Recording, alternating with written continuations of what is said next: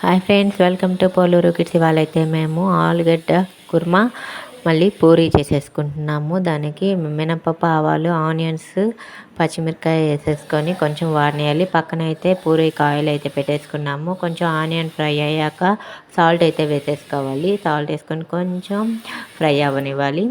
ఒకరు ఫ్రై అయిన తర్వాత కొంచెం పసుపు వేసేసుకొని కొంచెం ఇంకొకరు బాగా వాడనివ్వాలి. వాడిన తర్వాత మేము ముందుగానే ఆలుగడ్డ అయితే ఉడకబెట్టుకొని రెడీగా వేసుకొని దాన్ని బాగా పిసికేసుకొని ఆనియన్ ఫ్రైలో వేసేసుకోవాలి.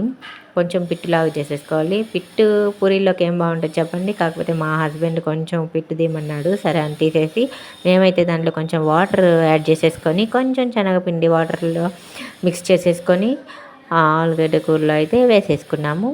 ఇప్పుడు పూరీలోకి సూపర్గా ఉంటుంది, గ్రేవీగా. ఇంకా మా అత్త అయితే పూరీలు అయితే కాల్చేస్తుంది. ఆల్రెడీ కాల్చిపెట్టేసింది, ఇంకా వేస్తూ ఉంది పూరీలు.